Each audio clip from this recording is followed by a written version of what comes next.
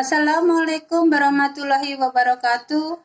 Perkenalkan, nama saya Supatmi, nomor NIM 211900021. Kali ini saya akan membuat video tentang pemberdayaan perempuan untuk masa depan bangsa. Assalamualaikum warahmatullahi wabarakatuh. Pertama-tama, marilah kita panjatkan puji dan syukur kehadirat Allah Subhanahu wa Ta'ala yang telah melimpahkan rahmat dan hidayah kepada kita semua, sehingga kita dapat berkumpul di tempat ini dalam keadaan sehat walafiat. Tak lupa salawat serta salam kita curahkan kepada junjungan kita Nabi Muhammad SAW. Hadirin sekalian yang budiman, pada kesempatan ini saya akan menyampaikan sebuah pidato yang berjudul Pemberdayaan Perempuan untuk Masa Depan Bangsa.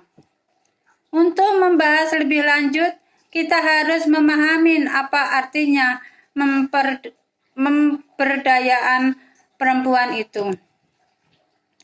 Pemberdayaan perempuan itu adalah suatu proses kesadaran dan pembentukan kapasitas terhadap partisipasi yang lebih besar, kekuasaan, dan pengawasan pembuatan keputusan yang lebih besar dan tidak transformasi agar menghasilkan persamaan derajat yang lebih besar antara perempuan dan laki-laki.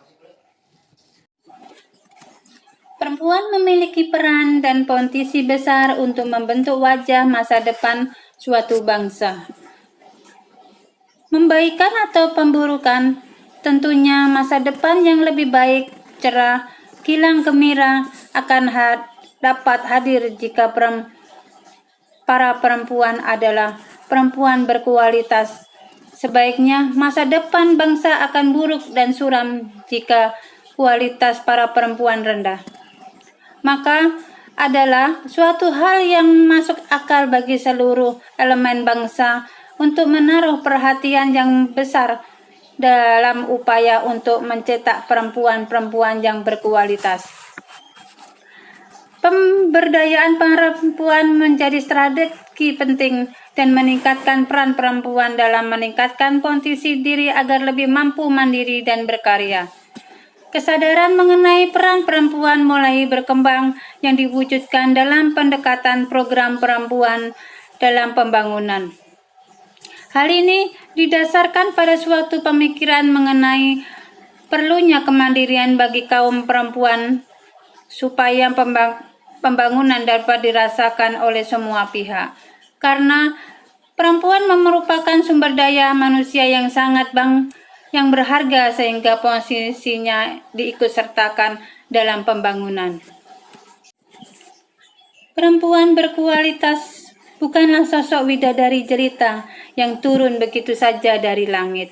Akan tetapi, perempuan berkualitas adalah hasil dari sebuah upaya sistematik dari lingkungan sosial politik untuk secara serius menempa perempuan hingga menjadi sosok yang berkualitas. Saham terbesar yang diwariskan oleh R.A. Kartini adalah kesadaran untuk memperhatikan dan memperbaikan kualitas hidup seorang perempuan. Upaya serius untuk mencetak perempuan berkualitas dimulai R.A. Kartini. Upaya ini harus dilakukan dalam waktu cukup panjang dan secara konsisten, bukannya dalam waktu pendek demi mengejar target kejar tayang yang instan.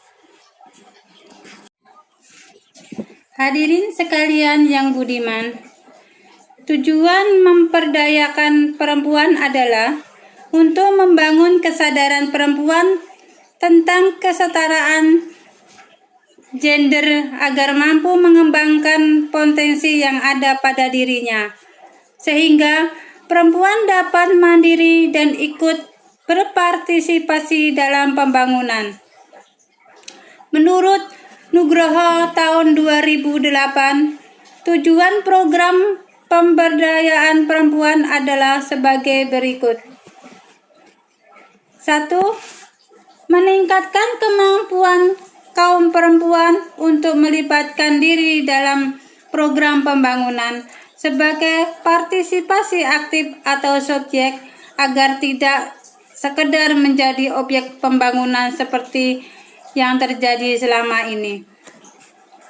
Meningkatkan kemampuan kaum perempuan dalam kepemimpinan untuk meningkatkan posisi tawar-menawar dan keterlibatan dalam setiap pembangunan, baik sebagai perencanaan, pelaksanaan, maupun melakukan monitoring dan evaluasi kegiatan. Ketiga, meningkatkan kemampuan kaum perempuan dalam mengelola usaha skala rumah tangga, industri kecil maupun industri besar untuk menunjang peningkatan kebutuhan rumah tangga, maupun untuk membuka peluang kerja produktif dan mandiri. 4. Meningkatkan peran fungsi organisasi perempuan di tingkat lokal sebagai wadah pemberdayaan kaum perempuan agar dapat terlibat aktif dalam program pembangunan pada wilayah tempat tinggalnya. Oleh karena itu, maka akses pendidikan bagi perempuan harus terbuka dan ditingkatkan secara terus-menerus. Dalam tarikan Islam, Nabi Muhammad SAW membuat jadwal khusus untuk menyampaikan pengajaran agama Islam kepada para perempuan. Hadirin sekalian yang budiman, demikian pidato yang saya sampaikan. Semoga menjadi sebuah pematik kita dalam usaha mencetak sosok-sosok perempuan berkualitas untuk ikut serta masa depan bangsa Indonesia yang tercinta. Atas perhatian daripada hadirin saya ucapkan terima kasih.